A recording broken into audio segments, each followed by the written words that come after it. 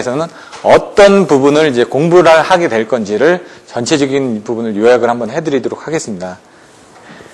일단 보시면은 http 카페 네이버.com EPP가 이제 그 김기남 전기학원에서 관리하고 있는 그 공식적인 그 카페입니다. 여기에 회원 가입을 하시면은 여러분들에 대한 교육 자료를 이렇게 제공을 해드리고 있으니까 이쪽에 가입을 하시면 될 것 같고요.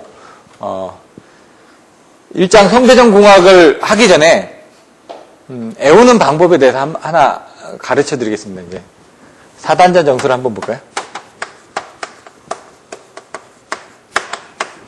사단자 정수를 할 때 이제 제가 이제 보시면 이제 단거리가 있고 중거리가 있고 장거리가 있죠. 예, 사단자 정수 보시면은 1Z, 0, 1 이렇게 됩니다. 중거리는 이제 T형하고 파형으로 나눠지죠. T형하고 파형. 얘 부분은 어떻게 되는지. 얘 부분은 어떻게 되는지. 하는데, 여기 부분, 여기 부분, 여기 부분, 여기 부분이 이렇게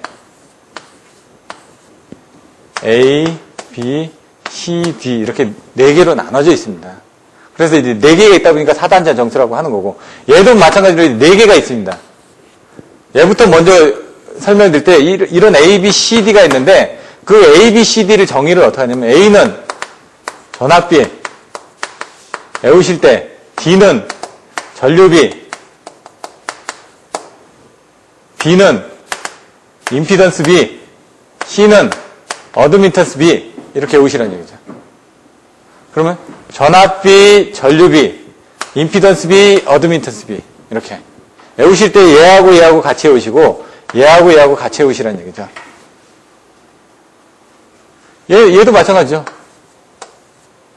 전압비, 전류비, 임피던스비, 어드미턴스비 이렇게 되어 있다는 얘기죠. 얘는 상수입니다. 얘도 상수고요. 얘는 오음이고 얘는 모음입니다. 단위가 있습니다. 이렇게 외우시면 편하죠. 그러면 장거리 같은 거 어떻게 되냐? 얘는 코사인 하이 프로블리 감마 L, A는 D하고 같고요. 요걸 알고 계셔야 됩니다. AD-BC는 1이다 라는 걸 알고 계시면 된다는 얘기죠. A는 D하고 같으니까 전압비하고 전류비는 같습니다. 그러니까 여기 전압비하고 전류비는 같으니까 코사인 하이 프로블리 감마 L 똑같다는 얘기죠. 그러니까 A하고 D는 같으니까. 그럼 B는 어떻게 되느냐? 얘하고 반대가 있겠죠. 걔가 뭐냐? 사인 하이 프로블리 감마 L이죠. 얘도 사인 하이퍼블릭 감마 L이 되겠죠. 외우시기 쉽죠. 코사인, 코사인, 사인, 사인인데 뭐라고 그랬죠? B가 임피던스라고 그랬죠. 임피던스니까 이제 제트 오메가 붙죠. 이렇게. 여기는 어드미턴스라고 그랬죠. 그럼 제트 오메가 분의 1이 어드미턴스 아닙니까? 이렇게 알고 있으면 이거는 그냥 외워진다는 얘기죠. 코사인, 사인, 임피던스, 어드미턴스. 그럼 이제 이 4개를 외우는 부분에 대해서 T형하고 파형을 한번 다시 해볼까요? T형, 파형.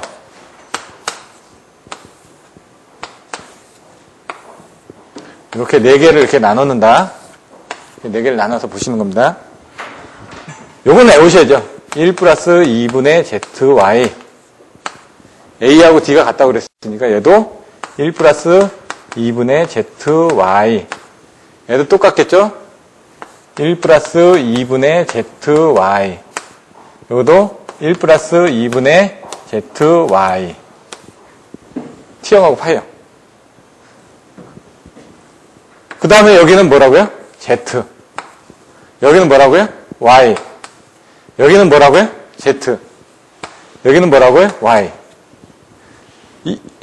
이 법칙만 알고 계시면은 이거는 외웠으니까, 왜냐면 상수라고 그랬으니까 이 상수가 뭐라는 건 외우셔야 되는 얘기죠. 1 플러스 2분의 ZY는. 그럼 T형, 파형 다 똑같지 않습니까? T형의 ZY, ZY인데 여기에 이제 변수가 하나 더 들어갔는데 그게 어떻게 들어가냐 이거죠. 그림을 그릴 때 보면은 T형은 이렇게 그리죠. 파형은 어떻게 그리죠? 파형은 이렇게 그리죠. 이렇게. 그럼 뭐가 먼저 나오죠? 여기가 먼저 나오죠. 얘는 좀 더 늦게 나오죠. 그러면 T형에서는 여기에 뭔가 나올 거고 늦게 나오니까 파형에서는 여기에 먼저 나오니까 여기에 뭔가 있을 거고 이렇게 생각하시면 된다는 얘기죠. 그럼 거기 들어가는 게 뭐냐? 원래 2분의 1이 곱해지기 때문에 여기는 1 플러스 4분의 zy가 됩니다. 여기도 1 플러스 4분의 zy. 이거 외우기가 어려운 게 아닙니다. 법칙만 알고 있으면. 1 플러스 4분의 zy, 1 플러스 4분의 zy인데 1 플러스 2분의 zy 두 개에다가 임피던스 미, 어드미턴스 비 한 다음에 거기에 이 상수가 여기 들어갈 건지 여기 들어갈 건지만 이런 그림을 외워주시면 끝난다는 얘기죠. 근데 A, B, C, D를 이렇게 외웠는데 A, B, C, D가 정확하게 또 어떻게 되는지 아셔야죠. A가 어떤 조건, B가 어떤 조건, C가 어떤 조건, D가 어떤 조건인지. A는 어떤 때 나타나는 거냐. 이거를 이제 보겠습니다. 외우는 부분 이렇게 딱 씁니다. 이렇게. 땡땡, 땡땡, 땡땡, 땡땡. 딱 쓰는데 잘 모르겠다는 얘기죠. 1, 2, 1, 2, 1, 2, 1, 2. 적어주십시오. 이렇게. 얘 조건이 뭐다? 얘 조건이 뭐다? 얘 조건이 뭐다? 얘 조건이 뭐다? 어떤 조건일 때? 네. 얘 뭐라고 그랬죠? A가? 전압비라고 그랬죠? 전압이니까 2하고 2만 넣어주시면 됩니다. 2. 전압비. 딱 됐네요. 1, 2, 1, 2는 다 아니까. 얘는 뭐라고 그랬죠? 전류비라고 그랬죠? I만 외워주시면 된다는 얘기죠. 전류비. 얘는 뭐라고 그랬죠? B는? 임피던스 부지죠. R은 I분의 V인가요? 저도 헷갈립니다, 이게. 이렇게. 그럼 얘는 이거 역수겠죠? I고 얘가 2가 되겠죠? 이렇게 하면 이거 조건도 그냥 쓴다는 얘기죠. 그러니까 아까 여러분들 외우셔야 되는 게 A, B, C, D가 뭐라는 것만 알고 있으면 다 풀립니다, 그냥. 하나만 알고 있으면. 옛날에 제가 90년대에 그 영어 공부할 때 꼬리에 꼬리를 무는 영어라는 책이 있었습니다. 꼬리에 꼬리를 무는 겁니다, 이게. 하나를 알고 계시면 거기다 쭉쭉쭉쭉 나와서 쓴다는 얘기예요. 그게 아까 얘기했던 그런 키워드를 알고 계시면 쓰는데, 계산식에서는 어떤 원리를 알고 계시면은 딱딱 넘어갈 수가 있습니다. 그럼 이 조건이 뭐냐? 여기도 2는 0. 2는 0. 2는 0만 알고 계시면 되죠. 2는 0. 근데 어떤 게 0이었을 때? 2니까 이거 반대되는 I2는 0. I니까 E2는 0. E니까 I2는 0일 때. I니까 E2는 0일 때. 이렇게 하면 끝납니다, 그냥. 어렵게 생각하실 필요가 없다는 얘기죠. 이게 안 외워진다. 그러면 이런 법칙을 가지고 외우시면 된다는 얘기죠.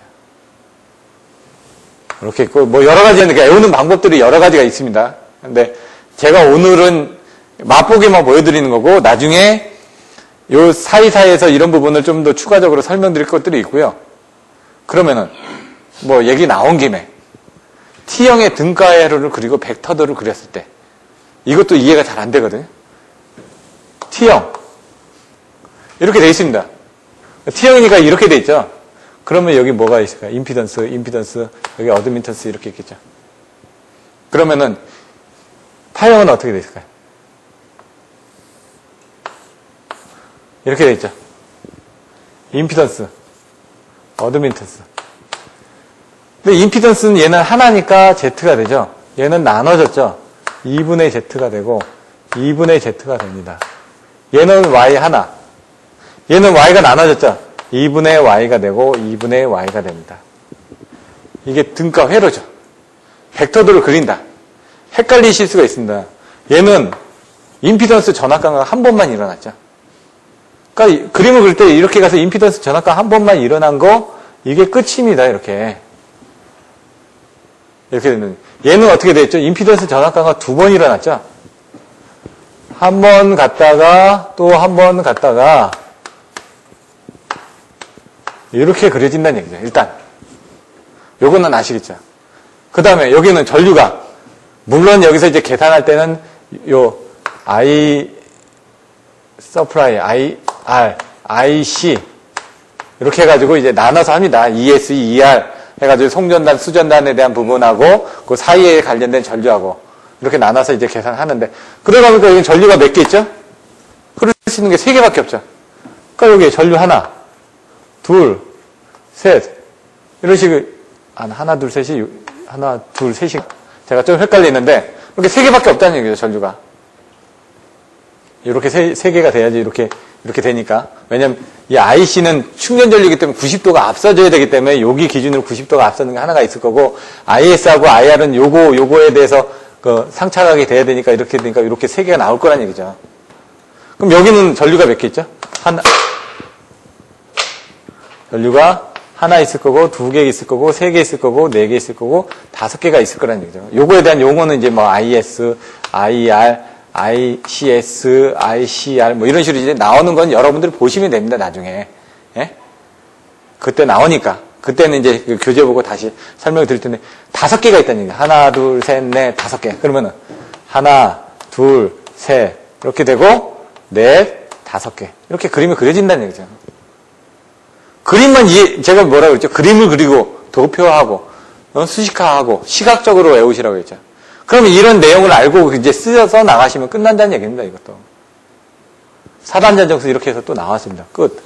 이제 진행파의 반사와 투가 하나 더 설명을 드리고 1장부터 들어갈 텐데, 그 외에 뭐 여러 가지 있는데, 진행파의 반사와 투가 이번에 피레기 쪽에서 나왔으니까.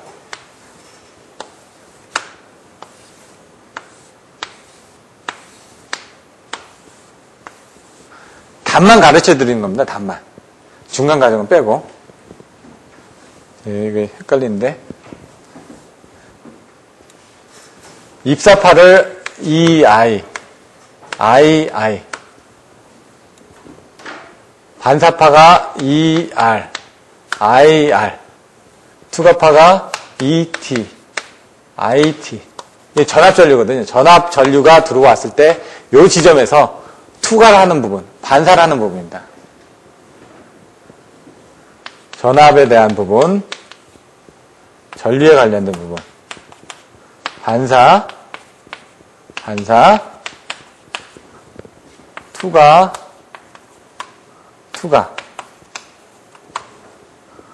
이렇게 해서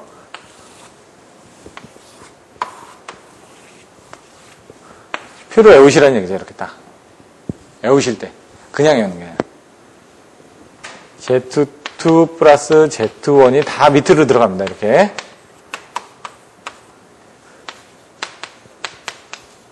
이렇게 외우시는 게 편합니다. Z2 플러스 Z1 쭉 이거는 이해하시죠? 이렇게 기본적으로 갖다 놓고, 반사라는 거는 거울을 갖다 놓고 딱 보고 반사를 합니다. 그럼 똑같은 게 반사되지. 레이저 쏘면 똑같이 반사될 거 아닙니까? 그러니까 자기가 들어간 부분이 그대로 반사될 거란 얘기입니다. 근데 투과를 하려면, 그 매질을 트고 투과를 하려면 뭔가 힘이 더 필요할 거 아닙니까? 2배 정도의 힘이 필요하다고 생각하시면 됩니다. 투과가 되니까 2배 정도의 힘이 필요하다. 투과되니까 2개 정도의 힘이 필요하다. 반사하는 거는 그대로만 반사를 하는데, 여기서 보면은 이제 투과하는데, 여기가 임피던스 이제 Z1 있고 Z2가 있습니다. 전압에 대해서는 Z2를 보시면 되고요. 전류에 대해서는 Z1을 보시면 됩니다. 투과를 하니까 2Z1, 투과를 하니까 2Z2 이렇게 될 겁니다. 여기의 부분은 전압이니까 Z2-Z1 요거는 전류니까 Z1-Z2 왜냐면 전류일 때는 Z1이 나오고 전압일 때는 Z2가 나온다 이거죠. 근데 투과를 할 때는 어떻게? 2배가 된다. 반사를 할 때는 뭔가 이제 힘이 좀 줄었을 테니까 여기에 대해서 힘이 줄었을 거 아닙니까? 힘이 줄었다. 근데 전압에 대해서는 2가 나오고 전류에 대해서는 1이 나온다. 그럼 1부터 나오는 겁니다. 2가 나오고. 이렇게 오시면 된다는 얘기예요. 근데 이거를 이제 교재에서는 이거를 플러스를 해놓고 어디든 이 앞에다 마이너스를 붙여놓습니다. 이렇게. 그거나 똑같죠. 여기다 마이너스하고 플러스 한 거나 이걸 플러스 해놓고 마이너스 하는 거나 똑같죠. 그 차이밖에 없다는 얘기죠. 그러니까 외울 때 이런 식으로 외우셔도 됩니다. 이렇게. 그러면은 이게 딱 나왔을 때 중간에 풀어서 씁니다. 문장. II 플러스 IR은 IT. 쓰실 때 어떻게 하냐면 여기 들어온 부분하고 전류 들어온 부분하고 나간 부분이 투하고 같다. 그럼 II 플러스 IR은 IT다. 뭐 여기서 이제 이 반사하는 부분을 사실상 마이너스로 해가지고 취급해서 계산을 하는데 여기 부분은 EI 플러스 2R은 2T다. 이렇게는 이 두 식에다가 이제 Z1에 대한 부분을 넣어가지고 이제 계산을 해서 풀어 쓰다 보면은 나중에 이 식이 나온다는 얘기죠, 지금. 그 과정은 이제, 어떻게 보면은, 통분을 해야 되고 이런 게 복잡하지만, 결론은 여러분들이 알고 계셔야 된다는 얘기죠, 결론은. 이게 어려운 게 아닙니다. 그냥, 나중에 하다 보면 어떻게 하면 좀 더 외우기 편할까? 어떻게 하면 조금 더, 오래 갈까? 라는 부분을 생각하셔야 된다는 얘기죠. 이렇게 이해하시면 되고요. 어려운가요? 여러분은 직접 한번 써보셔야 된다. 제가 외우는 방법은 설명을 드렸으니까 여러분이 돌아가셔가지고 다시 한번 써보시면서 머릿속에 넣어놓으시면은 오래 갑니다. 제가 봤을 때는. 법칙만 알면은. 이제 저쪽으로 와서요. 지우고, 이제 1장부터 저기 진행을 하겠습니다.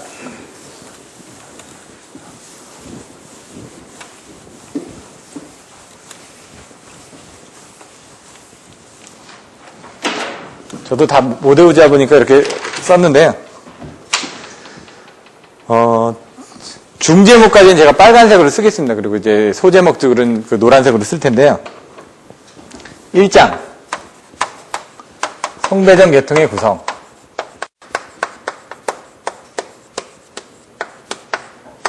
제가 글씨를 잘 못 쓰는데 좀 이해해 주시고. 보시면 이제 챕터 부분에 중요하지 않은 부분 좀 뺐습니다. 그럼 여러분들이 나중에 시험을 보시고 답안지를 쓰실 때도 이런 식으로 돼 있으면 하나 쓰면은 두 번째 쓰고 세 번째 쓰고 네 번째 쓰고 이런 식으로 해가지고 단계별로 해서 써주시는 연습을 해주셔야 됩니다. 그래야지만 보기가 좋으니까. 여기서도 그런 식으로 쓰겠습니다. 이렇게 여기를 썼으니까 하나 약간 들어가서 쓰는 겁니다. 1-3 송전 방식. 송전 방식이 뭐가 있냐? 이제 여기서 이제 들어가서 이제 여기다 써주시고, 증류 방식과 교류 방식이 있다. 그럼 이제 증류 방식과 교류 방식에 대해서 알아볼 텐데, 이제 여기 교재에서는 교류 방식의 장점에 대해서 먼저 얘기를 하고 있습니다. 교류 방식의 장점. 어떻게 외우시냐? 승회 1로 외웠습니다, 저는. 승회 1. 승이 뭘까? 승합. 강합이 변경이 용이하다. 그러면 1번. 이런 식으로 해가지고 승합. 이거 세 개니까. 승합, 강합, 변경이 용이하다. 2번. 회로 시작하는 거니까. 뭘까요? 회전자계를 쉽게 얻을 수 있다. 구할 수 있다, 얻을 수 있다, 뭐 이런 식으로 여러분들 쓰시면 되죠. 이걸 제가 뭐 다른 용어를 쓴 게 아니라 그 교재에 있는 내용을 쓴 겁니다. 똑같이. 1이 뭘까요? 3번. 일관된 계통 운영을 할 수 있다. 계통 운영 가능.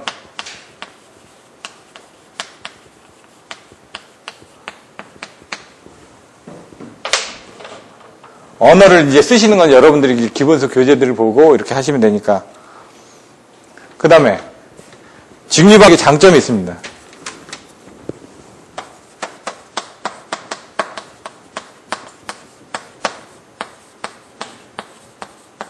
이거 키워드만 제가 써주고 빠지겠습니다. 나중에 할 거니까 다음 주에.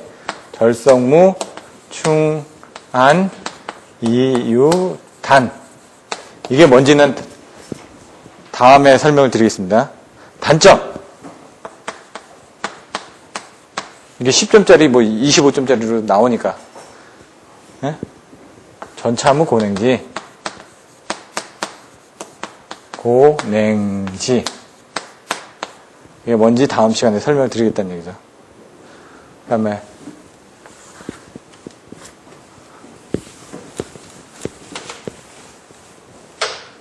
이걸 좀 지우면서 진행을 하겠습니다. 어렵진 않죠. 교류 방식의 장점, 증류 방식의 장단점. 왜냐면 처음에 증류 방식과 교류 방식에 대해서 물어보는데 그것들에 대해서 쓴다는 얘기죠. 그 다음에 이제 증류 방식의 구성.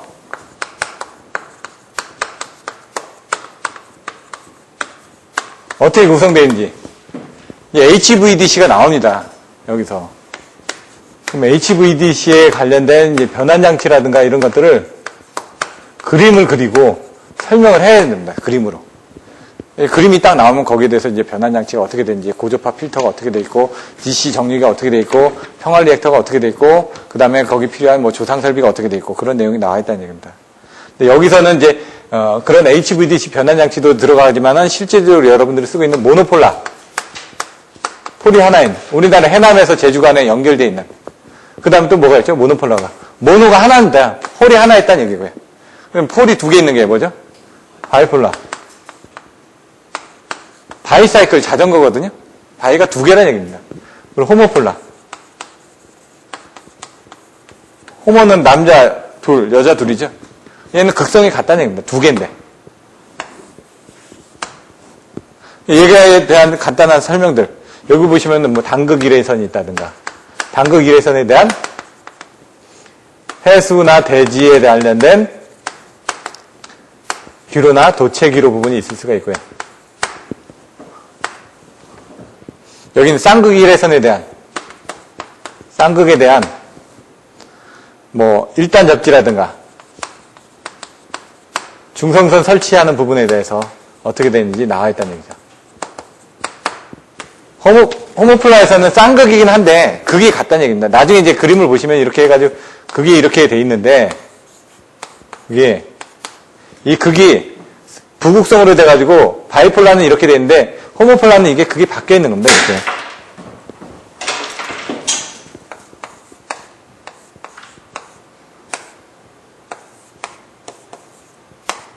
이렇게 극이 바라보게끔 있다는 얘기죠. 여기는 극이 이제 한쪽으로 쫓아가면 호모폴라는 바이폴라하고 차이점은 극이 틀리다라는 그 차이점만 있는 겁니다. 지금 그렇게 보시면 되고요. 직류 송전 방식의 적용.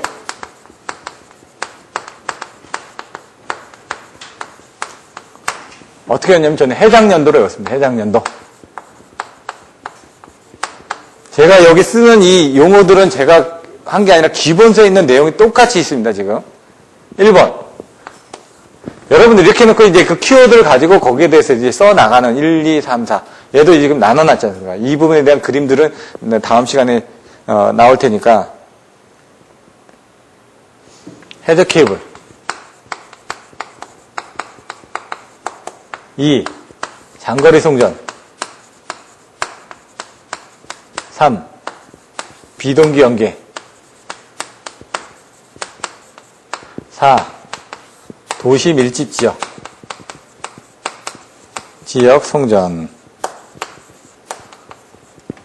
어떻게 외웠다고요? 해, 장, 연, 도. 이렇게 오시면 된다는 얘기입니다. 그러면은 해저 케이블, 장거리 송전, 연계, 도시 밀집 지역 이렇게 충분히 나오실 수가 있습니다. 그리고 교류 송전 방식에 대한 부분이 나옵니다.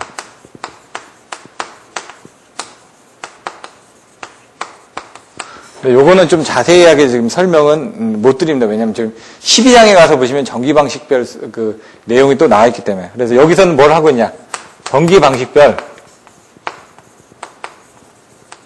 송전 전력을 비교하고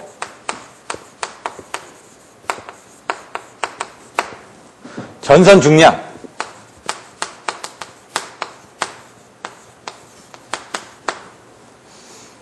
전력 손실비 등을 비교합니다. 전기 방식이 뭐가 있느냐? 단상 2선식, 단상 3선식, 삼상 3선식, 삼상 4선식이 있겠죠. 여기에 대한 부분을 비교를 한다는 얘기죠. 요거는 어디 있다? 12장에 나와 있습니다. 여기는 교재에는 간단하게 표로만 나와 있기 때문에 표하고 예제 문제 두 교재 정도가 있는데 그런 것들은 나중에 12장에서 자세히 하니까 그 부분을 같이 가서 참조를 하시면 될 것 같습니다. 그 다음에 1-4 빨간색으로 썼죠. 송전 전압 이렇게 고기 부분만 네모를 치겠습니다. 왜냐면 지금 송전 방식에서 이렇게 나온다는 얘기죠. 직류 방식과 교류 방식에 대해서 이렇게 쭉 배웠죠. 근데 이걸 이제 25점짜리로 쓰는 부분에 대해서는 HVDC하고 증류 방식하고 해서 25점짜리는 나오고, 아니면 증류 송전 방식의 장단점을 하시화해가지고 10점짜리로 나오고, 이런 식으로 이제 배점들이 나온다는 얘기죠. 그리고 여기에 관련된 부분으로 10점짜리로 나오고, 이제 어떤 게 25점짜리, 물론 이제 터무니없게 이런 게 25점짜리로 나올 수도 있습니다. 여기 부분에 대해서. 10점짜리로 나올 수도 있고. 그러면 그거를 10점짜리로 쓰는 훈련을 해야 되고 25점짜리로 쓰는 훈련을 하셔야 됩니다. 10점짜리로 쓰는 훈련을 먼저 하셔야 된다는 얘기죠. 그냥 요약해서, 이렇게 지금 요약해서 쓸 수가 있어야지 그게 10점짜리니까. 거기다 그림을 더 그리고 막 붙이면 그게 25점짜리가 되는 거죠. 송전전압에 가면은 뭐가 나오냐? 송전전압과 여기도 삭제를 하겠습니다.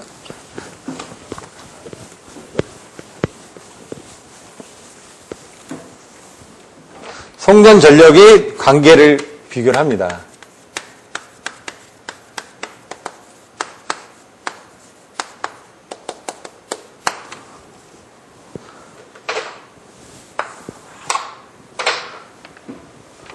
여기서 이제 외우는 방법은 저는 이렇게 외웠습니다. 역류, 손실, 저단중. 이게 순서가 잘 안 외워지더라고요. 그래서 계산하면 결국은 이제 전선의 중량을 가지고 계산하는데, 전력과 전류를 가지고, 전력 손실을 가지고, 전력 손실을 가지고 해서 저항과, 그 다음에 이게 뭐였죠? 단면적을 가지고 해서 나중에 중량을 구한다. 이런 식으로. 문제는 여기 이제 그 전압의 관계, 전압의 자성에 반비례해가지고, P값이 반비례한다라는 그 값을 유도를 해내는 건데, 답을 풀어서 쓰는데 이 부분이 생각이 잘 안 나더라 이거죠. 그러면 나중에 이 키워드를 가지고, 전력은 뭐였지? 싹 쓰고, 여기서 전류를 계산해서, 손실은 뭐지? PL은 해가지고, 손실률은 어떻게 되지? 거기서 저항, R 값을 끄집어내고, 거기서 전선의 단면적 A를 끄집어내가지고, 전선의 중량을 계산한다. 이렇게 풀어서 쓰시면 된다는 얘기예요. 책에 있는 순서대로 쓴 겁니다, 지금. 근데 여러분들 보실 때 이런 것들은, 이거는 어떻게 내가 좀 외우고 어떻게 써야 되겠다. 왜냐면 이게 와닿지가 않을 때는 무조건 외우는 방법밖에 없습니다. 이제 표준전압.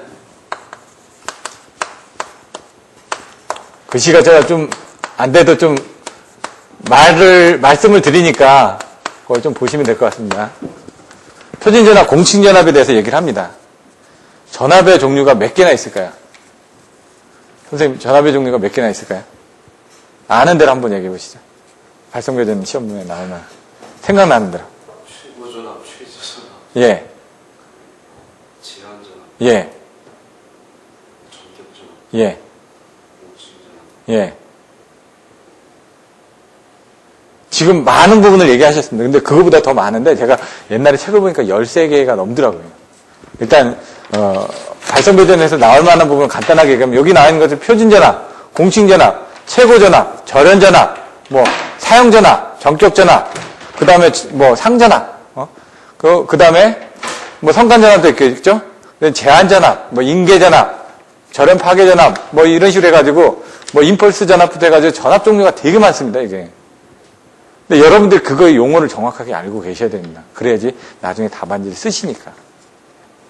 표준전압, 최고전압, 공칭전압이 나오는데 이거에 10점짜리 문제로 나옵니다. 그렇기 때문에 이 부분에 대해서 아셔야 되고, 그러다 보니까 여기서 나오는 거는 경제적인 전압값을 선정하기 위한 방법이 나옵니다. 이번에 켈빈의 법칙 시험 나왔을 때도 이런 부분을 조금 더 갖다 쓰시면 된다는 얘기예요. 켈빈의 법칙이 이제 전선에 이제 관련된 부분인데, 비용과 전선에 관련된 부분인데, 거기서 이제 경제적인 전압값 선정에 관련된 부분도 조금 더 갖다 쓰시라는 얘기죠. 근데 이걸 누가 만들었냐? 알프레드 스틸에 의한 실험식에 의해서 경제적인 전압값을 선정을 했다 이거죠. 그게 V는 5.5에 0.6 L 플러스 100분의 PR, 요건 킬로와트고 요거는 킬로볼트다. 이렇게. 이거 어떻게 오냐? 외우는 방법밖에 없습니다. 그냥 무조건. 무조건 외우셔야죠, 외우는 방법이 없습니다. 그냥 무조건 외우시는 겁니다. 근데 요거는 이제 거리고 요거는 송전 전력 용량이다. 송전 용량이 얼마 했을 때, 예를 들어 좀 100MV를 보내줘야 되는데, 거리가 한 50km다. 그때는 전압을 몇 킬로를 하는 게 좋겠다라는 게 나온다는 얘기죠. 일반적으로 21,900 케이블 같은 경우는 그 한전에서는 한 30km 정도를 봅니다. 한 33km 정도를 보는데 훨씬 더 보내줄 수는 있는데 그 정도로 보고 변전소를 설계합니다. 그 정도 선에서. 왜냐면 전압 강화가 일어나기 때문에 적절한 이제 거리, 송전 용량 대비 전압을 했을 때 그 거리가 봤을 때 그런 이제 그 제한 거리들이 생긴다는 얘기입니다. 우리 1-5까지 밑으로 쓰겠습니다. 1-5 전력계통의 발달.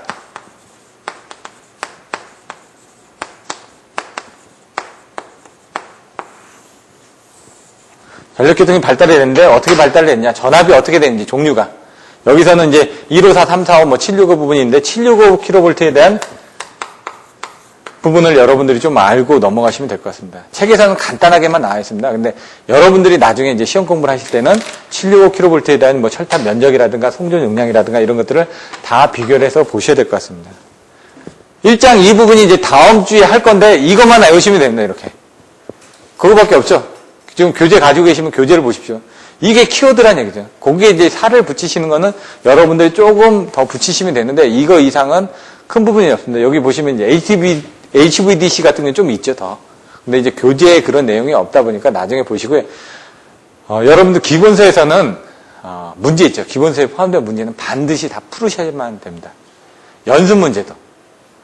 연습 문제가 지금 최근 거는 조금 더 늘어났습니다. 옛날에. 그리고 일부 자료가 없어진 게 있습니다. 옛날에 비해서 좀 내용이 좀 간략화된 게 있더라고요. 전체적인 내용은 똑같은데 약간 추가된 게 있는 반면에 삭제된 것도 없지 않아 있습니다. 근데 그런 것들은 이제 제가 삭제됐던 것들은 내용을 알고 있으니까 간단하게 코멘트만 해드리겠습니다. 별 내용은 아니고요. 그런 것들은 코멘트를 해드리겠다는 얘기죠. 자, 2장.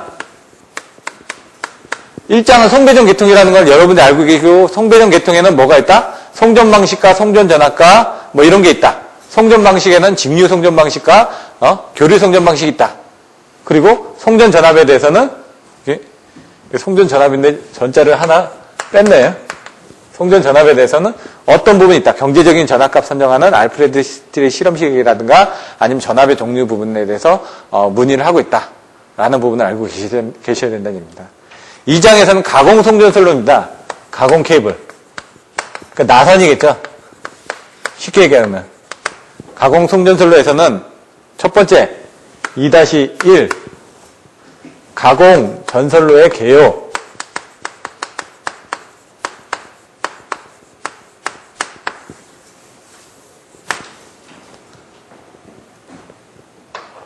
여긴 뭐예요? 전선의 구비 조건을 물어본다는 얘기예요. 이게 10점짜리로 나올 수도 있고 안 나올 수도 있습니다. 그냥 참고 삼아서 한번 보시면 될 것 같고요. 뭐 도전율이 좋아야 된다, 뭐 효율이 좋아야 된다, 뭐 이런 그런 내용들이 나와 있습니다. 한 6, 7개 정도. 그거는 한번 보고 그냥 넘어가셔도 됩니다. 근데 이제 챕터별로 이런 그 제목은 알고 계셔야 된다는 얘기. 흐름은 가공선전술에서 뭐가 나오는지. 그 다음에 이제 전선의 종류가 나오겠죠.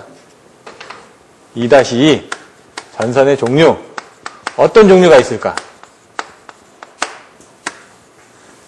책에서 보고 계시니까 어떤 종류가 있죠? 예. 예. 근데 그렇게 오시지 말고요. 이렇게 오셔야 된다는 얘기예요. 구조가 어떻게 되는지, 재질이 어떻게 되는지, 그 다음 조합이 어떻게 되는지. 그러니까 큰 틀을 보시는 연습을 하셔야 돼요. 큰 틀을. 이제 구조에 대해서 보자 이거죠. 아, 여기에서 전선의 종류에 대해서는 구조하고 재질하고 조합에 대해서 배우는구나. 그럼 구조는 뭐가 있느냐? 구조가 이제 여기서 선생님 말씀하신 것처럼 단선. 선이 한 가닥이죠. 연선. 여러 가닥이죠. 중공전선. 가운데가 비었다 이거죠. 왜 비었을까요? 표피 효과 때문에 가운데를 비워서 했다 이거죠. 그럼 재질에 따라서 또 뭐로 나눠질까요? 여기 나와 있는 것처럼 경동선. 알루미늄선, 알루미늄선, 그리고 강선, 합금선, 쌍금속선, 합성연선. 잘 안 보이시죠? 끝에 있어가지고.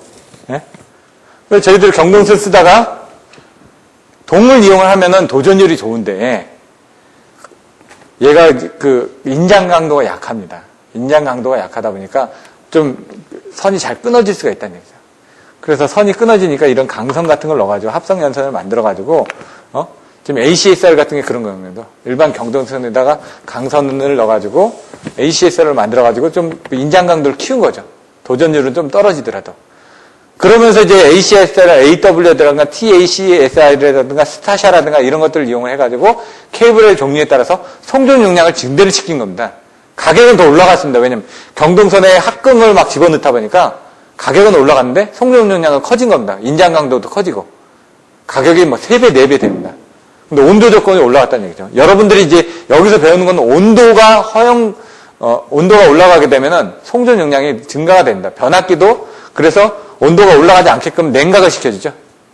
그러면은 훨씬 더 부하를 걸 수가 있으니까. 그래서 변압기에 가서 보시면 OA, FA가 있죠. 나중에 보시면 그런 그 1차 측 그 문자, 2차 측 문자, 3차 측 문자, 4차 측 문자에 따라서 그 냉각 방식의 종류를 선정을 해주는 그런 것들도 아까 얘기하신 것처럼 법칙만 알고 있으면 쉽게 얘기를 합니다. 각변이 같은 것도 법칙만 알고 있으면 되고요. IP 등록도 법칙만 알고 있으면 되고 접지 쪽에서 IC 60364에 관련된 IT, TT, TN, TN-C-S 이런 것들도 법칙만 알고 있으면 다 그대로 쓸 수가 있다는 얘기죠. 그러니까 법칙만 정확하게 이해를 하고 계시면 쭉쭉쭉쭉 나옵니다. 근데 그 개개인별로 내용이 뭔지를 정확하게 모르기 때문에 못 쓰신다는 얘기죠. 구조, 재질. 그럼 조합은 뭐가 있을까요? 반도체가 있을 테고 복도체가 있을 테고 간단합니다. 근데 이제 애운다는 게 아니라 여러분들이 이해하실 때 이런 그 구조, 재질, 조합 부분을 해가지고 이런 게 있다라는 식으로 체계적으로 이해를 하셔야 된다는 얘기죠. 전체적인 부분이. 자, 전선의 허용전류를 들어가겠습니다. 2-3. 전선의 허용전류.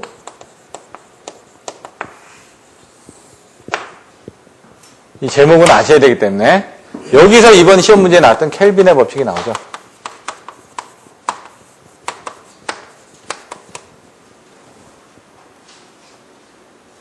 전선의 2도 2-4 전선의 2도 저 2도가 뭘까요? 네? 다음 시간에 배우게 됩니다. 다음 시간에 안 되고 다다음 시간에 가시는데 이제 처짐 그 거리를 얘기하는 거죠. 쉽게 얘기하면.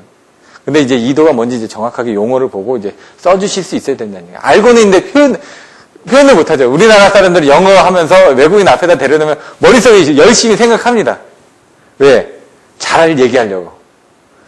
그러지 말고 무조건 말부터 꺼내고 나는 겁니다. 문법에 상관없이 꺼내다 보면은 막, 걔네들이 알아듣고 손짓 발짓 다 한다는 얘기죠. 마찬가지로 이런 문제가 나오면은 여러분들이 알고 얘기를 하시면 되는데 이걸 훈련을 하셔야 된다는 얘기예요. 체계적으로 얘기할 수 있는 훈련을. 영어도 마찬가지로.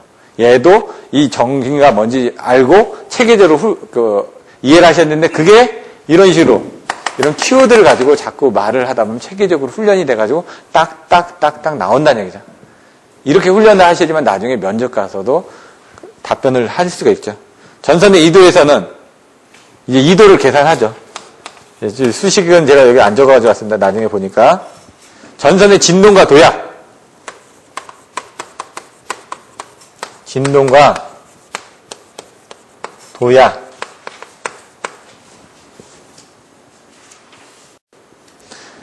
그래서 여러분들이 아셔야 되는 게 미풍 진동이 뭔지. 칼만 아래에가지고 진동이 일어납니다. 갤러핑이 뭔지. 슬리트 점프가 뭔지. 서브스판 진동이 어떻게 되는지. 뭐 그 외에 여러 가지가 또 있는데 대충 책에는 서브스판 진동이라든가 이런 것들은 안 나와 있습니다. 근데 이제 관연도 문제 보시면 이런 내용들을 알기 때문에 미풍 진동은 말 그대로 전선의 수미터의 그 횡력으로 해가지고 그 바람이 가하게 되면 그 전선 뒤쪽에 칼만하루가 생기면서 얘가 흔들리는 겁니다. 이런 거죠. 그러니까 자동차 타고 가고 있는데 옆에 고속버스가 딱 지나고 나면 차가 약간 흔들립니다. 왜냐면 옆에서 바람이 싹 지나갔으니까. 마찬가지로 전선도 있는데 바람이 싹 지나가면 그 뒤에서 약간 위아래로 흔들리는 부분이 생긴다는 얘기죠. 비행기가 날르는 원리는 이렇게 돼 있습니다. 이렇게 양력에. 그럼 여기 흐르는 공기하고 여기 흐르는 공기의 흐름이 여기선 같아야 되기 때문에 여기에 빨리 흐르겠죠?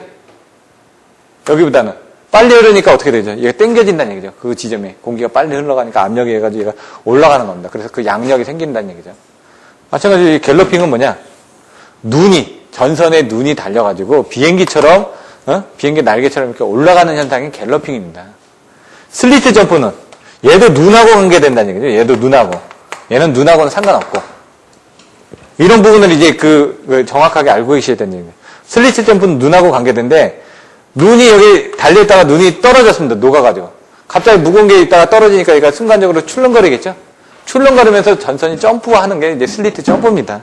서브스판 진동은 이제 같이 달려있는 쪽에서 이게 왔다 갔다 하면서 여기에 묶여있는데, 여기에 왔다 갔다 한다는 얘기죠. 스페이스하고 스페이스가 묶여있는 그 사이에서 전선이 막 왔다 갔다 하는 걸 서브이 이제 사이란 뜻이거든요. 그 사이에서 진동을 일으킨다라는 그런 내용들입니다. 여기에 이제 옵셋 부분이 나오죠. 옵셋. 아까 얘기한. 가공설레에서 옵셋은 이 철탑에 대한 A, B, C 해가지고 이 거리 부분을 다 얘기를 하죠.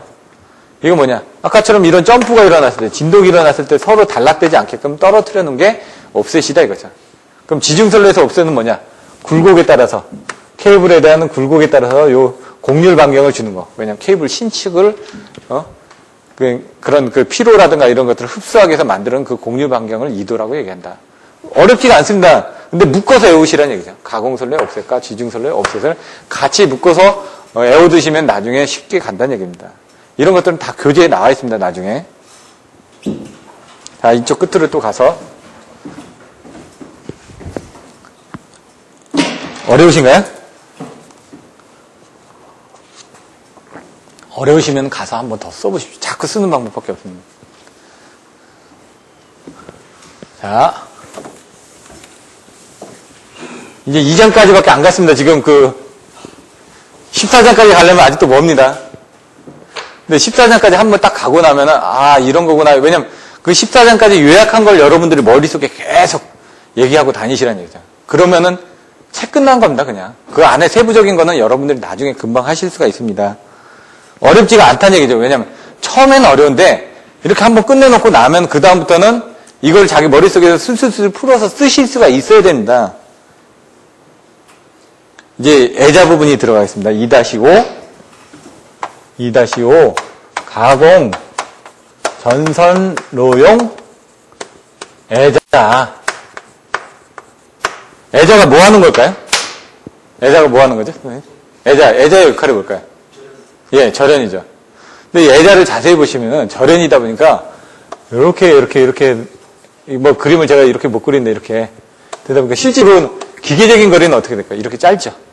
근데 정기적인 거리는 표면을 따라서 누설하기 때문에 정기적인 길을 길게 해준 겁니다. 절연학에서. 이렇게 이해를 하시면 되죠. 근데 이제 구조에 따라서 틀려지죠, 이제. 구조가 뭐가 있느냐? 이런 내용들이 이제 또 나올 겁니다. 여기서는 그래서 그 애자가 구비해야 될 조건들에 대해서 나온다. 애자의 구비 조건. 그 내용들에 대해서는 한번 살펴보시고요.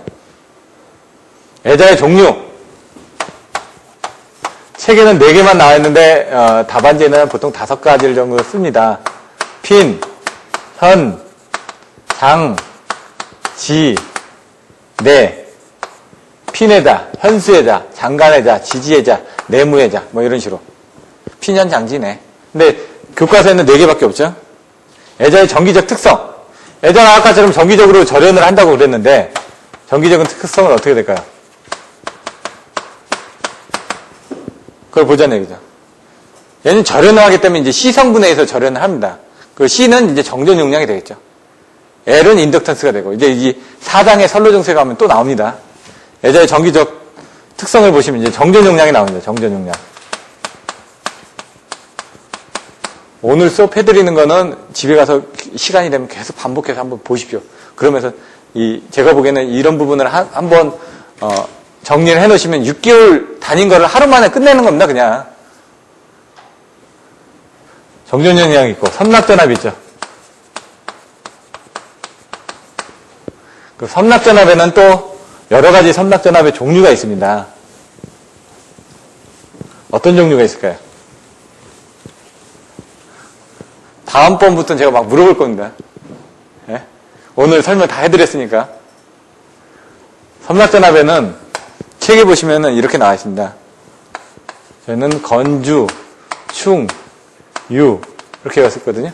건조 섬락전압, 주수 섬락전압, 충격파 섬락전압, 유중 파괴전압 뭐 이런 식으로 되어 있는데 여기에 50% 섬락전압도 있습니다. 그런 용어들이. 그 용어들이 뭘 뜻하는지 나중에 책에서 한번 보십시오. 왜냐면 충분히 나올 수가 있습니다. 시험 문제 또 10점짜리로. 애자의 전압 분포.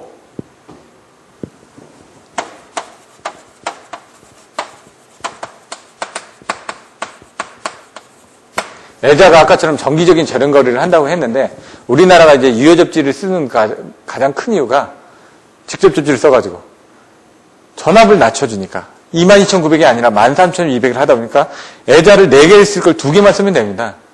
물론 2개 내지 3개를 씁니다. 그거는 이제 그 설치 위치라든가 뭐 염해 대책이라든가 뭐 여러 가지에 따라서 틀리는데 보통 22,900은 2개를 쓰거든요. 지나다니면서 한번 보십시오. 저 위에 애자가 몇 개 달려있나 이렇게. 현수애자가 몇 개 달려있냐 보시면 이제 현수애자도 이제 그 뭐 볼트레비스형 뭐 무슨형 소켓형 해가지고 나눠지겠죠. 뭐 250mm 있고 뭐 몇 mm 있고. 근데 그런 부분까지 시험에 나올지는 잘 모르겠지만 옛날에 한번 나왔었기 때문에 정리를 하실 때 그렇게 또 정리를 해주셔야 된다는 얘기죠. 요거에 대해서는 확실하게 알아서 이제 정리하는 부분은 여러분 몫입니다. 왜냐면 저는 기본서에 있는 내용만 소개해드리면 되고 그거에 대해서 이제 살을 붙이신 건 여러분 몫이라는 얘기죠. 근데 애자의 전압분포에서 보시면 애자가 이렇게 보시면 현수애자가 이렇게 막 달려있죠. 이렇게 여러 개가 1호사 같은 경우는 9개에서 한 11개 정도가 달려있습니다. 그냥 계산상으로는 9개인데 보통 11개 정도를 달아 넣습니다. 그럼 지나가면서 좀 막 애자 개수도 막 세봤습니다. 막. 1호사 같은 경우 11개는 세집니다. 3, 4월 동안 세보려면 막 머리 아픕니다. 여기 눈 보다가 중간에서 다시 세고 막. 그렇게 애워야지만 여러분들 그게 오래 간다는 거죠. 내가 세봤으니까. 9개에서 11개 정도를 쓰는데 이걸 11개 정도를 달면 이렇게 여기 지금 철탑이 있을 테고 여기 이제 케이블이 있다는 얘기죠. 케이블이 이렇게 달려있을 거라는 얘기죠. 애자로 절연돼서. 그러면 이 부분을 이제 절연을 할 때 이런 식으로 해가지고 돼 있다는 얘기죠. 7개에서 8개쯤에는 전압 분포가 제일 적다는 얘기죠. 그러니까 1호사란 전압을 여기서 예를 들어 이렇게 균등하게 분유를 하고 있다 그러면은 여기서 10개면은 15.4kV씩 분담을 해야 될 거 아닙니까? 근데 여기 부분에서는 한 7, 8kV 분담을 안 하고 여기서 한 20kV 이상을 분담을 한다는 얘기죠. 이 끝에 애자는. 그러다 보니까 정전 용량을 이걸 표로 하게 되면 뭐 이쪽에 돼 있고 이쪽에 돼 있고 이쪽에 돼 있고 해가지고 이걸 막 병렬로 해가지고 쭉 연결해놓은 표가 나올 겁니다. 이거를 이제 개선하기 위해서 여기다 초호환 같은 걸 케이블 위에 보시면 초호환이라든가 초링 같은 거를 초호환, 초각을 달아주게 되면은 얘도 시성분이 늘어나는 겁니다. 여기 시성분이 늘어나다 보니까 여기 정전 용량이 어떻게 바뀌냐? 이런 식으로 이제 바뀌어진다는 얘기죠. 이런 식으로 좀 균등하게. 그럼 어떻게 될까요? 여기는 이제 저감이 됐죠. 예? 여기도 좀 저감이 되고. 왜냐면 끝에 부분에 전압이 많이 걸리는데 저감이 됐다 이거죠. 그렇기 때문에 애자의 정전 용량을 분포를 시킨다는 얘기입니다. 그리고 경우에 따라서는 이 끝에다가 뭐 피레기를 달아가지고 이렇게 요 사이 부분을 이제 타고 넘어갈 수도 있고요. 방전을 할 때. 그럼 애자가 터지지 않고 이쪽으로 방전을 시키는 그런 역할도 할 수가 있고요. 그런 것들은 내용을 보시면 될 것 같고요. 그리고 애자량 개수 결정. 애자량 개수는 결정할 때 사실 그 이상전압하고 좀 관계가 돼 있습니다. 나중에 이제 개폐서지 쪽 가게 되면 제동작용이 있을 경우 없을 경우 해가지고 따져지는데 이상전압에서 우리는 이제 코로나라든가 어떤 여러 가지 그 저항 성분에 의한 대종작용 때문에 상교 대지 전압의 4배 이하로서 이상전압이 제한이 됩니다. 그러다 보니까 애자량 개수 결정할 때는 이런 부분을 고려를 합니다. 그래서 애자량 개수 결정하고 키워드를 넣으시고 거기서 어떻게 결정을 했는지 한번 내용을 읽어보십시오. 10점짜리로 나옵니다. 애자량 개수 결정하는 10점짜리로 문제가. 그러면 애자량 개수 결정할 때는 그 안에 키워드에 있는 내용을 쭉 읽어보십시오. 그 안에. 그걸 쓰시면 됩니다. 요약을 해서. 문제하고 답안이 다 기본서에 있습니다. 근데 그거를 이제 여러분들이 보는 눈이 없기 때문에 제가 그걸 보는 눈을 이 자리를 통해서 가르쳐 드리는 것 뿐입니다. 철탑의 종류. 교재에 나옵니다. 여기서는 간단하게만 적겠습니다. 성질상, 형태상, 사용 목적상, 뭐 직선 철탑, 각도 철탑, 이런 식으로 나옵니다. 여기 사용 목적상에서 가서는 각도가 몇 도고 그런 것들을 이제 여러분들이 책에서 보시면 된다는 얘기입니다. 그거는 다음 시간에 설명을 드리겠습니다. 자, 2장까지 끝났습니다. 이게 한 페이지입니다, 지금. 제가 준비해온 한 페이지. 제가 9페이지를 준비해가지고 왔거든요. 한 페이지 하는데 1시간 걸렸습니다, 지금. 근데 이 1시간 할애한 만큼 여러분들이 이거를 10분 만에 쓰셔야 됩니다. 한 페이지가 10분짜리입니다, 이게. 한 페이지가 10점짜리. 물론 이렇게 자세하게 써서 10점은 아니고요. 그냥 크게 써주셔야 됩니다. 한 페이지 쓰는데 10분이기 때문에 이렇게 여러분들이 쓰신다 그러면 한 15분? 근데 쓰시면 이거 10분에 씁니다. 연습해서 쓰시면은. 10분에 쓴 거를 제가 1시간에 설명을 드렸습니다. 나중에 여러분들이 돌아가셔가지고 이거를 50분, 40분, 30분, 20분, 10분. 나중에는 10분 만에 쓰면서 이 안에 있는 내용이 머릿속에 쏙 들어올 때까지 자꾸 연습을 하셔야 된다는 얘기죠. 근데 그게 머지 않았습니다. 6개월 뒤에는 여러분들이 그렇게 되실 수 있다는 얘기죠. 근데 다른 사람이 1년 걸릴 걸 여러분 6개월 만에 해내시려면 반복 학습이 중요합니다. 계속. 저도 잘 모릅니다. 하지만 책에 있는 내용을 여러분들한테 그냥 설명만 해드리는 겁니다. 자, 3장의 지중송전설로. 3장 지중송전설로.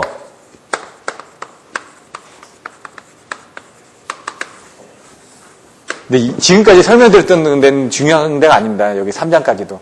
4장부터 시험 빈도수가 좀 높아집니다. 4장, 5장, 6장, 7장, 8장, 9장, 10장, 여기가 시험 빈도가 가장 많은 데입니다. 그러니까 그 부분 위주로 이제 여러분들 보셔야 되는데, 그 부분은 조금 더 어렵겠죠. 상수하고. 근데 이 부분이 기본이 바탕이 되어 있어야지만 여러분들이 가서 이해를 할 수가 있습니다. 가공성전설로하고 지중성전설로가 이해가 되고, 그 다음에 설로정세가 이해가 되고, 송전 특성이 이해가 돼야지, 그 다음에 접지 방식에 가서 이런 것들을 단락고장을 통해서 어떻게 하고, 그게 어떻게 안정도로 넘어가서, 그 다음에 이상전압으로 가서 보호개전 방식으로 가서 배전 방식으로 넘어가는지, 이런 식으로 쭉 읽고 가셔야 된다는 얘기죠. 그러려면 여러분들이 차근차근 기초를 다지셔야 되기 때문에 이런 부분은 기초를 다지셨을 때 나중에 도움이 됩니다.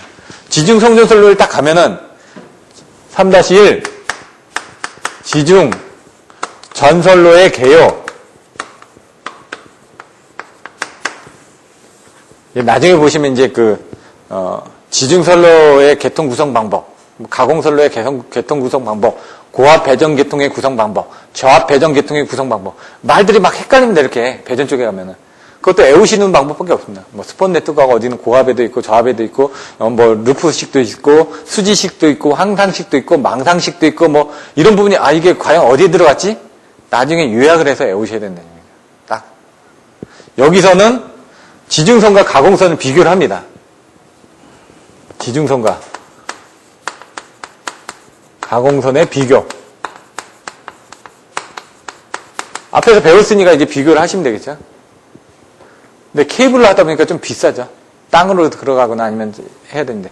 근데 이제, 가공선 같은 경우는 절연을 없앴죠, 바깥에. 이런 부분이 있고, 이런 것들을 비교해서 보시면 된다는 얘기입니다. 3-2, 지중성전설로, 지중선로, 개통 구성, 어떻게 됐냐? 유루방수로 외웠는데,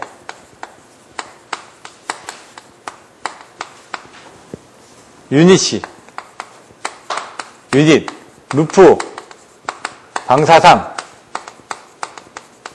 수지식, 수지상, 이렇게 하면 되죠. 키워드를 가지고.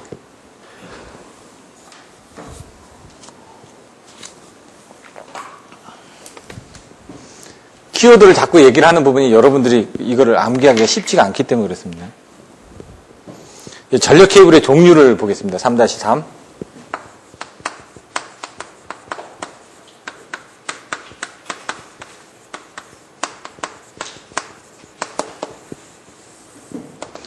어떤 케이블의 종류가 있을까요?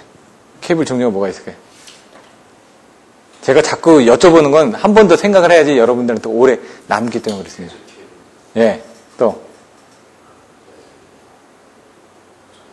OFT. 예.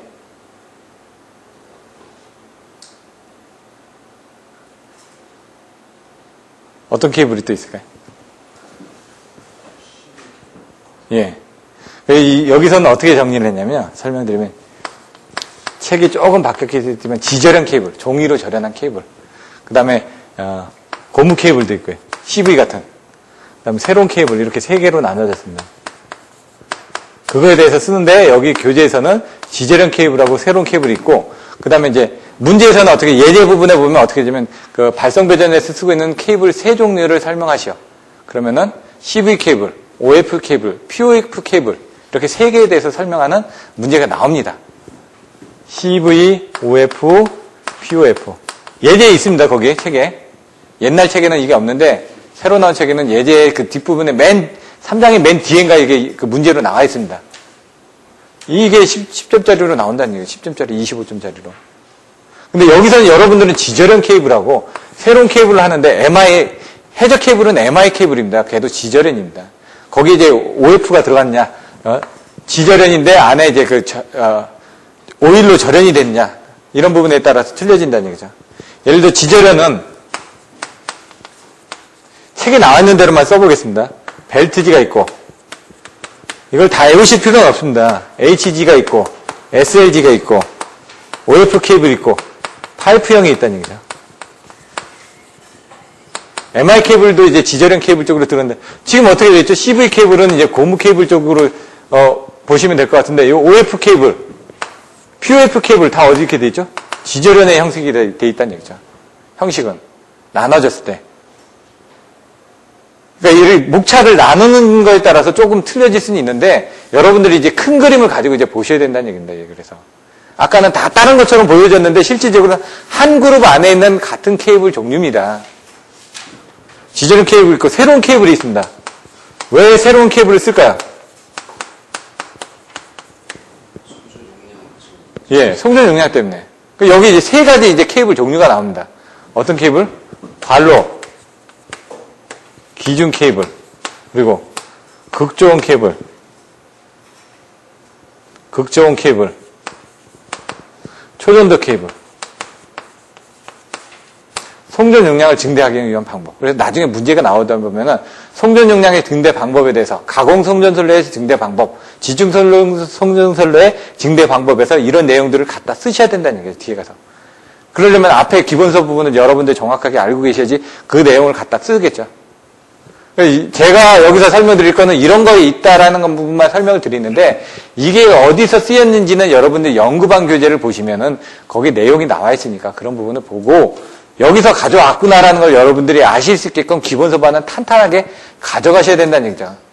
이게 탄탄하게 가져가 있어야지 연구반 교재 가서 그 부분을 갖다 쓰니까. 나중에 안 되면 연구반 교재는 어차피 다 짬뽕입니다. 이것저것에서. 그 짬뽕을 하는 걸 여러분들이 여기서 많이 알고 있다가 훈련을 하는 거죠. 연구반에서는. 자, 이제 전력 케이블의 시공 방식에 대해서 보겠습니다. 제가 시공을 했었다고 그랬죠. 케이블의 시공 방식, 줄여서.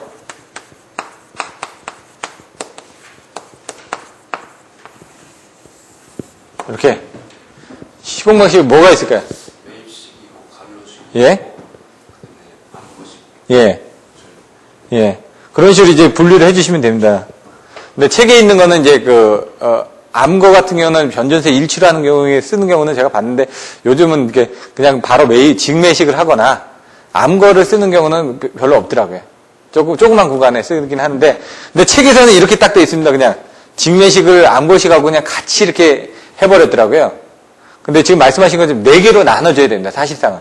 직매식 있고 암거식이 있고 그 다음에 관로식 있고 전력구식이 있어야 되는데, 책에서는 어떻게 되냐면 직매식, 관로식, 전력구식, 이거의 장단점을 비교를 합니다. 이렇게. 직매식은 말 그대로 땅에다 그냥 묻습니다. 암거식은 이제 땅에다 묻는데, 콘크리트 이렇게 밑에다가 위에다 뚜껑을 덮어가지고 묻는 부분.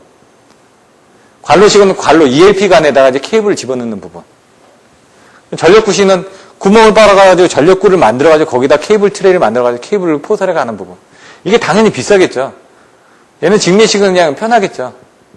근데 이제 회선수하고 관계가 돼 있고, 그 다음에 어떤 그 위치하고 관계가 돼 있고, 사용하는 부분에 대해서 관계가 있겠죠. 그거를 표로 해가지고 비교를 해주시면 되는데, 그게 책에 나와 있습니다.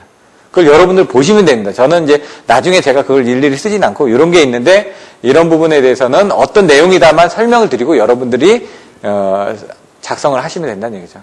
책에 다 있으니까. 제가 그런 부분을 일일이 쓰는 거는 별 의미는 없는 것 같습니다. 전체적으로 이해할 수 있는 그런 부분만 설명드리면 될 것 같고요. 지중선 전선로의 방식 문제가 있습니다. 3-5 전선로의 방식. 전식 방식을 얘기하는데, 제가 옛날에 철도청 업무를 할 때 보니까 AT, BT 변압기 해가지고 이제 급전선에서 가는 부분을 제가 봤었거든요. 그래서, 보니까 재밌는 게 많더라고요, 여기도. 거기서 쓰는 부분을 똑같이 전식 부분을 우리나라에서 발성변전을 쓰시는데 어디에서 많이 쓰냐면 발전소에 변압기 주위에 이렇게 전식 부분에 대한 그런 부분들을 쓰시는 걸 제가 봤었습니다. 물론 이제 다른 데도 많이 쓰시겠지만은 제가 봤던 건 철도 쪽에 좀 많이 봤고요. 그 다음에 이제 발전소 쪽에서 그런 부분을 많이 썼었습니다. 여기서 이제 방식으로 쓰는 부분은 이제 DC가 흐르다 보니까 DC에서 이제 플러스 마이너스 극이 있다 보니까 극의 한쪽 부분이 없어지는 겁니다, 자꾸. 그 없어지는 걸 방지하기 위해서 뭐 다른 걸 깔아놓는다든가 아니면 뭐 여러 가지 방법을 취하는 거죠. 아니면 강제적으로 다른 쪽으로 빼버린다든가 피 보호기 쪽으로 흐르지 않게끔 다른 쪽으로 빼버린다든가 그런 역할을 한다는 얘기죠. 그럼 여기서는 어떤 부분이냐? 유전양극법. 회생제동이라고도 얘기하는데 외부전환법. 책에 있는 겁니다. 배류법이 있습니다.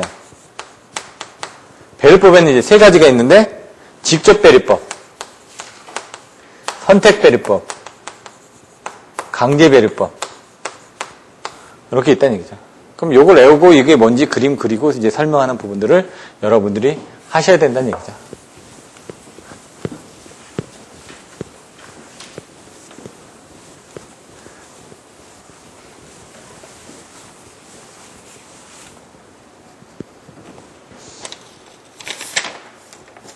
이제 4강 부분을 넘어가겠습니다.